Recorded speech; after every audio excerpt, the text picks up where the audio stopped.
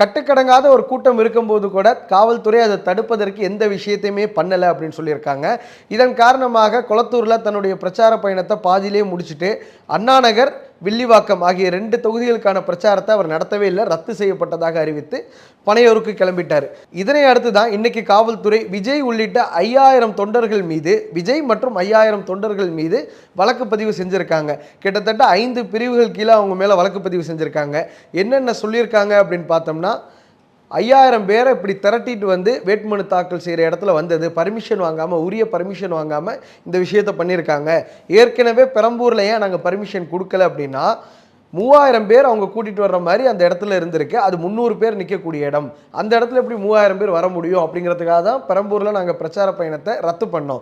அப்படி இருக்கும் பொழுது இங்கேயுமே வந்து கிட்டத்தட்ட 5000 பேரை கூட்டிகிட்டு வந்திருக்கிறாங்க. இது வந்து ஏதாவது ஒரு ஸ்டாம்பீட் மாதிரி ஒரு விஷயம் நடந்தால் யார் பொறுப்பு அப்படிங்கிற விஷயத்த சொல்லியிருக்காங்க.